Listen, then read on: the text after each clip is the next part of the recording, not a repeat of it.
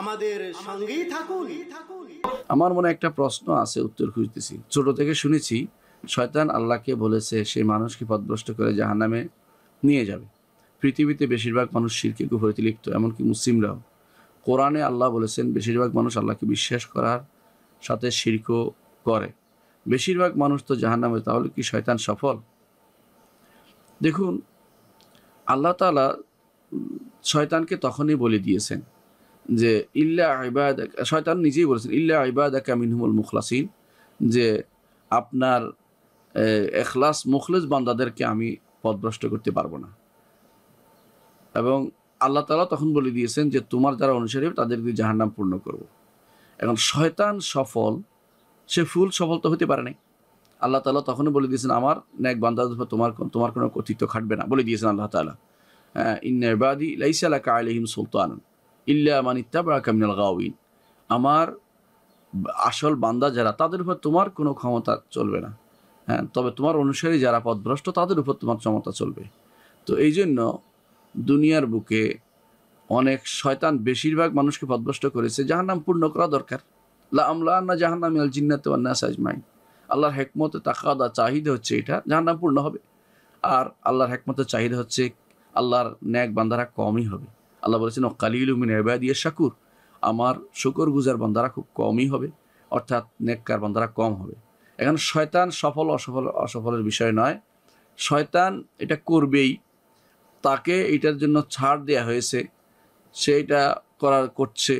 এভাবে শয়তানকে সফল বলা বা কেউ অন্যায় করে সেটাকে তাকে সফল বলা, ফল তো ভালো কাজেরটাকে সফল বলা হয়। একজন মানুষ যত অন্যায় করে সেটাকে সফলতা কি আছে? এটা তো অন্যায়কারী হিসেবে বিবৃত হবে। তো শয়তান যেটা সে করেছে, সে অন্যায়কারী, তার অন্যায়ের মধ্যে সে সফলতা লাভ করতে পারে।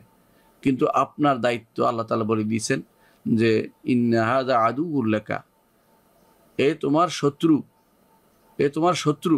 এবং আল্লাহ তাআলা কোরআনে কারীম বারবার বলেছেন ইয়া বানি আদম, হে বনি আদম, ইন্না শায়তান লাকুম আদুউন ফাত্তাখিযু আদুওয়া, শয়তান তোমাদের জন্য শত্রু, তোমাকে শত্রু হিসাবে গ্রহণ করো। এখন দেখেন, কখনো কখনো পুরো জাতির মধ্যে মাত্র কয়েকজন ছাড়া সবার উপরে শয়তানের প্রভাব ছিল। রাসূলুল্লাহ সাল্লাল্লাহু আলাইহি ওয়াসাল্লামের আগমনের আগে বাকায়ে আহলুল কিতাব, হাদিসে আসছে আহলুল কিতাবের কয়েকজন ছাড়া, মাকাতাহুম আরাবহুম আজামহুম, আল্লাহ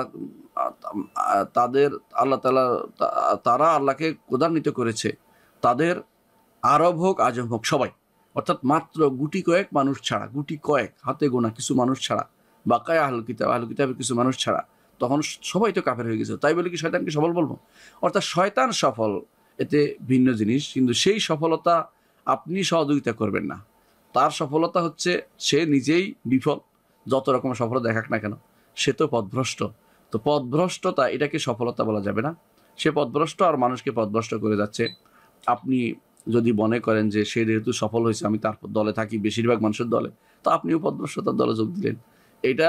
এটা পৃথিবীতে রাজনৈতিক কর্মকাণ্ডের ক্ষেত্রে মানুষ পরিচালনা করে থাকে। পথভ্রষ্ট রাজনৈতিক নীতির মধ্যে আছে যে বেশিরভাগ মানুষের কথা গ্রহণযোগ্য, এটা আল্লাহর দরবারে এটা গ্রহণযোগ্য না।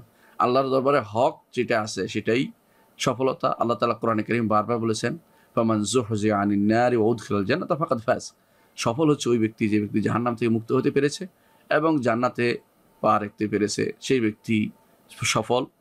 সুতরাং সফলতা এটার নাম। হ্যাঁ, বারবার আল্লাহ কোরআনে বলেছেন ওয়াল ফাউজুল আযীম, ফাউজে আজিম কারা, সফলতা সফল কারা, কোরআনে উল্লেখ করেছে। আপনি শয়তানকে সেই হিসেবে সফল বলতে পারেন না। হ্যাঁ, সে তার কর্মকাণ্ডে সে নিজেকে মানে চাঙ্গা হয়েছে, দেখাতে পারছে, আমরাও তার অনুসরণ করে তাকে সহযোগিতা করে যাচ্ছি। হাসরের দিন বলবেন রব্বানা ইসতামতা'a বা'দুনা বিবা'দ, আল্লাহ আমরা একে অপরকে সহযোগিতা করেছি, এটাই বলতে হবে আমাদের। নাউজুবিল্লাহ, শয়তানও সেটা বলবে। তাহলে আমাদেরকে এখন এইভাবে অমুক সফল, সেটাকে দিয়ে মন খুশি হওয়া বা সেটাকে নিয়ে মন খারাপ করা কিছু নেই। আমরা চিন্তা ভাবনা করতে হবে আল্লাহ তাআলার কাছে কে সফল, সেই হিসাবে সফলতার কথাটা আসতে হবে। হ্যাঁ, শয়তান বেশিরভাগ মানুষকেই লিপ্ত করেছে। আল্লাহ কোরআন কারীম বলেছেন জিনদেরকে আল্লাহ তাআলা বলবেন ইয়া মাশাল জিন্নি কাদ ইস্তাকসারতুম মিনাল ইনসি, হে জিন সম্প্রদায়, তোমরা তো মানবদেরকে পথভ্রষ্ট করে ছেড়েছ। তো বেশিরভাগ পথভ্রষ্ট করে ছেড়েছে, কারণ এটা শয়তানকে স্বাধীনতা দেওয়া হয়েছে, আমাদেরকে গ্রহণ করার স্বাধীনতা দিয়েছে, ভালো মন্দ আমরা মন্দ গ্রহণ করে যাচ্ছি। এই জন্য তাকে সফল বলা, এভাবে বলা আসলে উচিত নয়। বলতে হবে যে আমরা বেশিরভাগ শয়তানের ইয়াতে পড়ে যাচ্ছি, শয়তানের ধোকায় পড়ে যাচ্ছি। তবে আল্লাহর নেক বান্দা যারা আছে, আল্লাহ আগেও বলে দিয়েছেন যে তাদের উপর তোমার কোনো প্রভাব চলবে না, শয়তানকে আগে বলে দিয়েছেন। সেই হিসেবে আমাদের বুঝতে হবে। আশা করি বিষয়টি আপনার বুঝে এসেছে।